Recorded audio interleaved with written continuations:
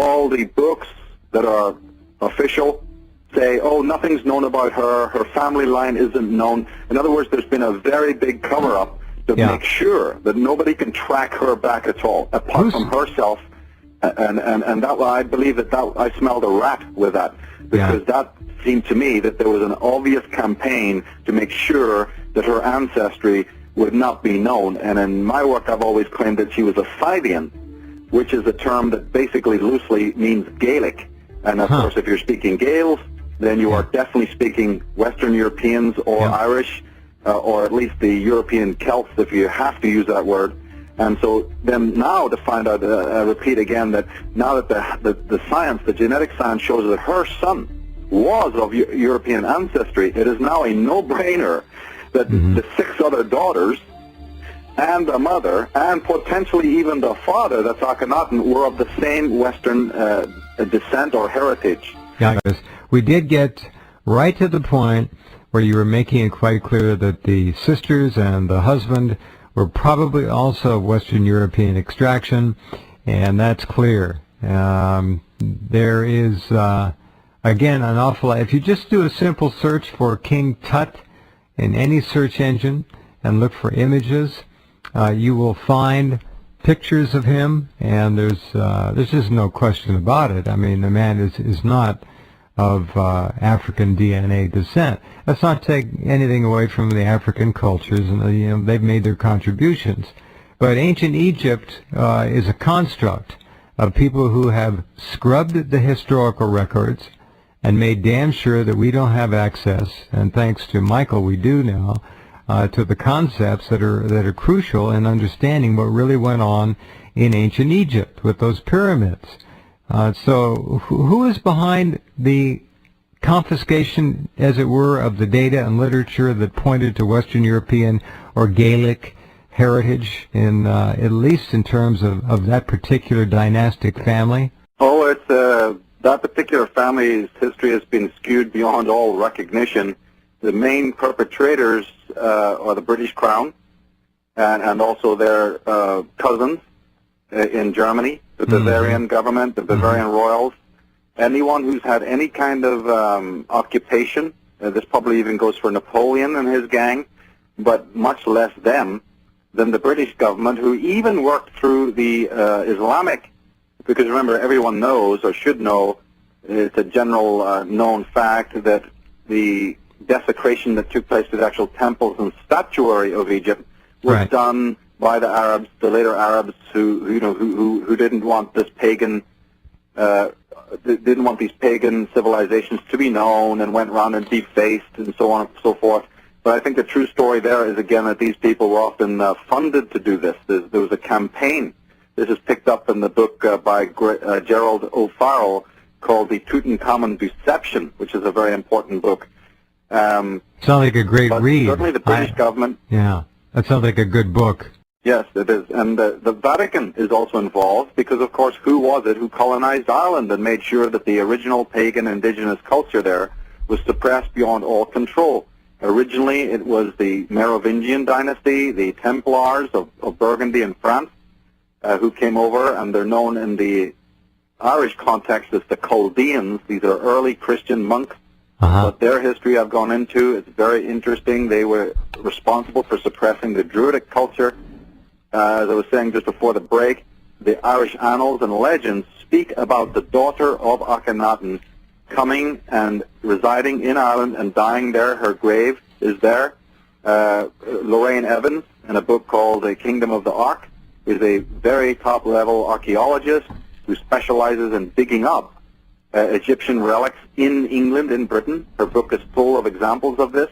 Egyptian beads, Egyptian torques, bracelets, jewelry, even boats have been discovered.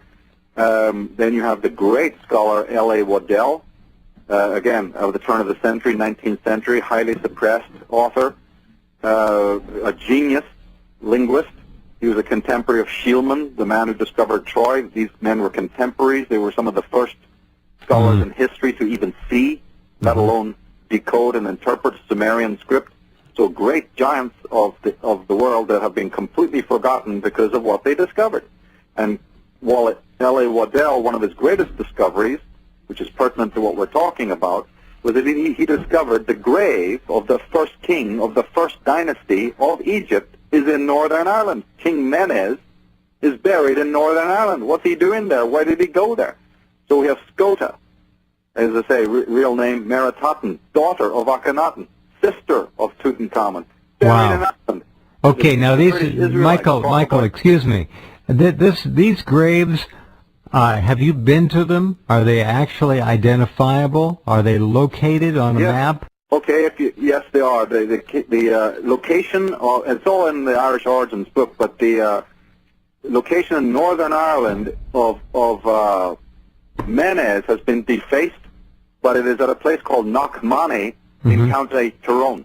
All right, the Tia Tefi, another Egyptian priestess or queen, is buried near at a definable location, absolutely near Tara. Well, what do we think here? Were they taken home to their area of origin for their final resting? Is that what we're looking at here? Yeah, absolutely. They were going back to because they knew where the fount of all wisdom and knowledge and the fount of their civilization. The gods Ra, the gods Osiris, the god Horus, all are later descendants of Nordic and British or Irish, if you're using the pure sense. I don't just mean Ireland when I say Ireland. I mean the Druids, the Arya, the High Arya who had colleges throughout the world. Well, those colleges, as the Irish annals and the ancient legends of Ireland confirm, were all over the world, right down into Egypt. But the legends have always been taken for legends, and the myths have always been taken for myths. Why? Because those are talismanic words. You put the word legend on something and people dismiss it. You say something's a myth, and of course the words in their pure sense, I'm not saying that the words in their pure sense don't have a true meaning, but those words have been used talismanically to make sure that people will dismiss what they actually say. So when I went to the legend, you see, and then again the evidence of my own eyes, but absolutely, Scota's grave is down in County Kerry, and the only controversy that surrounds it is that maybe that's not her grave specifically, but it may be a granddaughter. But either way, apart from that little controversy, it is known that the family were there. There's no question that Scota, that was what her nickname was, that's how Scotland got its name. Scotland is named, and in the Annals of Scotland, these are the early Annals of Scotland, that's what it says. This is not Michael Tsarion saying this. This is Scottish official history. That's amazing. I mean, there's a reason why the British Queen to this day, this is pertinent to your question about who's controlling all of this, the British Queen is sitting on a replica of the Tara throne, the coronation chair that all the kings of England, it's actually technically called St. Edward's chair, is the Irish seat of the kings in Tara, was taken to Scotland and then moved to England, and it's identical to the chair that she sits on to this very day. Michael Tsarion. His website is like a university. The knowledge is just incredible. It is detailed, it is scholarly, it is academic, it is irrefutable. So please go to Michael's website. Prepare yourself. It's like nothing you've ever seen. Now, the idea that Egyptian royalty went home to be buried in the area of Ireland is fascinating to people. The idea that the Queen sits upon that same throne, or chair, I guess is what it really is fascinating. But I've got, if you go to Rense.com, look in the guest section, we've got that picture of King Tut up there now, and take a look at this gentleman, and ask yourself, where might he have come from? Well, the DNA is, you don't argue with DNA. Quite a picture, and they've done a really remarkable job getting the skin tones right and all the rest of it. Okay, go right ahead. What happened after the Gaelic, if you will, or Western influence in the Egyptian royalty after the Tut dynasty?